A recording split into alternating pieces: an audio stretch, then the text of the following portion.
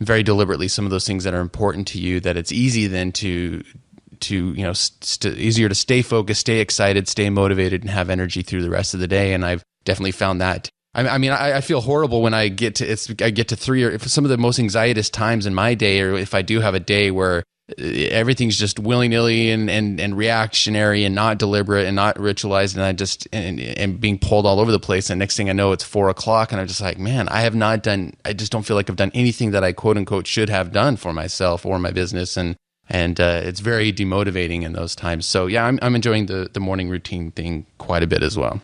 So I guess that there's a little challenge to everybody listening is take a look at your morning routine and see what you can do for yourself to make it a healthy ritual that starts your day right.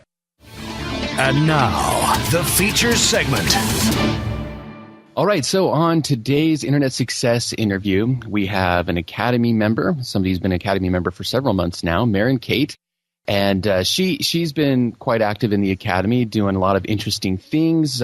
She's shifted gears once or twice, which has been interesting to watch because that definitely is a part of this entrepreneurial process. I'm sure we'll talk to her about a little bit about that. But definitely somebody that, we like to watch in the Academy as people are taking action on things. And, we saw her participation in there and different things she was up to, and her progress the last several months. And so we thought it'd be fun to do an interview with her and talk about her journey as an internet entrepreneur. But we'll let her tell a little bit more of her story. But thank you, Maren, for joining us today.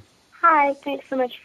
So let's start out with the usual question that we like to ask people first, which is, can you talk a little bit about how you got into internet business and kind of what brought you to doing online information marketing and online business and consulting and things like that?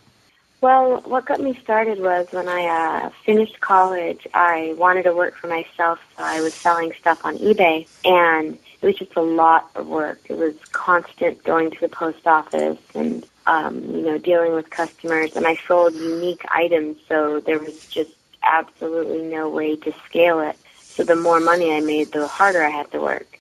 And I kind of went to Italy for a few weeks to visit a friend and just reassess my life.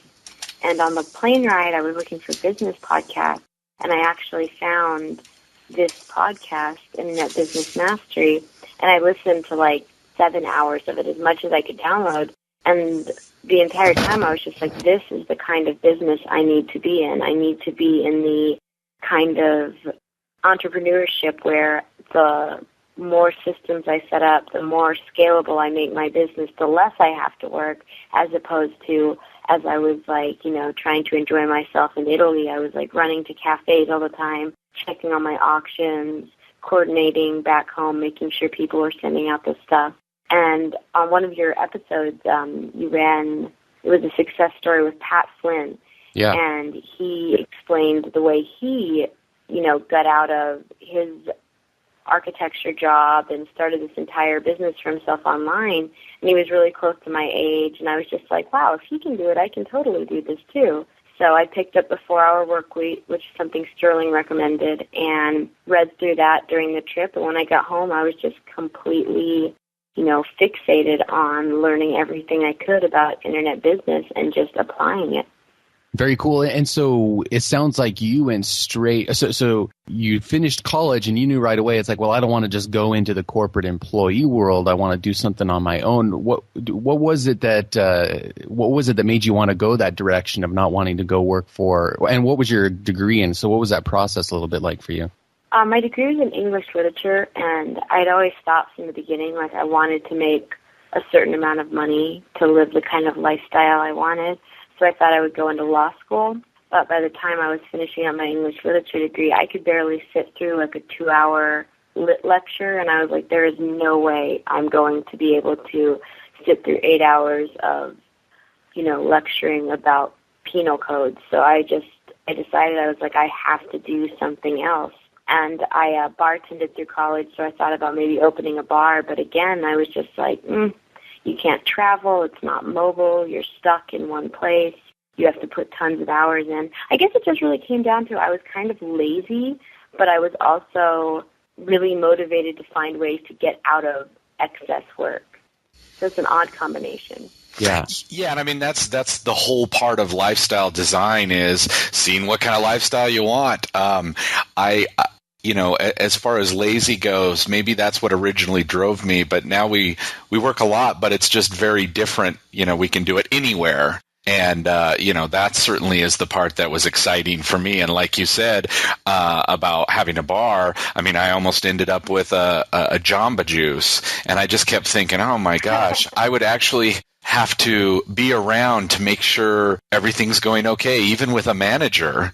And it was like in a little town outside of Utah or Salt Lake City. So I was like, wow, this is where I'm going to be tied to for the next X amount of years. So yeah, it was the same kind of thing for me as well. Well, I sure wish that I was thinking about lifestyle design in those ways when I was finishing up college because, I was still very much tied to the societal norms. So I think that's very cool that you already were mindful of those things even as you were finishing up your degree. That's awesome. Thanks. Now, a lot of people have had a hard time with the step of choosing a niche. We've seen in the academy, and people tell us wherever we go when we talk about internet business. How did you go about choosing your target market or niche? Well, in all reality, I kind of just jumped in head first. I didn't do some of the due diligence I should have at first, but it really helped me learn. I first jumped into the teaching people how to sell on eBay niche because I knew it. But I also hated it, so I didn't really think that one through. So after I spent tons of time building a website and putting out content, I was like, I don't want to keep doing this. It's a little better than selling on eBay, but it's still all about eBay, something that I was really sick of after a few years of doing through college. So I kind of I read a lot. I went online and I devoured all sorts of books on business.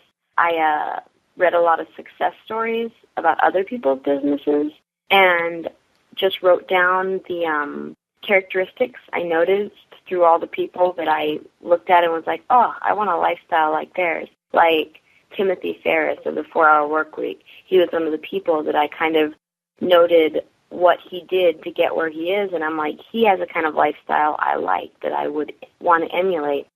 So once I knew what my business had to look like, it had to be mobile, it had to bring in so much a month, then I just looked at the different things that I knew and that I was interested in.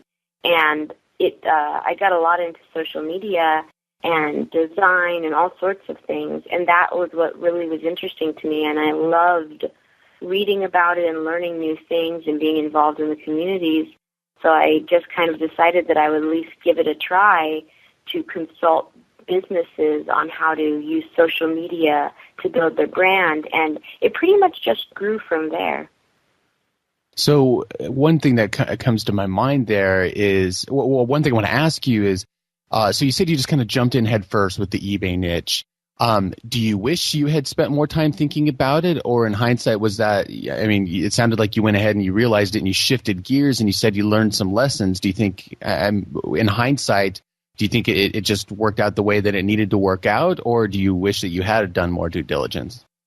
You know what? In hindsight, I'm actually really glad, because I noticed one thing that I saw in the academy, and I just see everywhere, is that people will focus way too much on how everything should line up before they actually jump into something, and it's kind of crippling, it seems like. I always, will jump into something, and even if I fail, I'll just keep jumping into things until something works. And it's always panned out for me in the past. So it was a real learning experience because it really took getting into it and realizing, I do have to do keyword research, and I do really need to build a community around these, pillars that you guys taught. It kind of took me being stubborn to really let everything sink in. So the second kind of online business I started, I used all the failures from the first one and just really made it a lot better.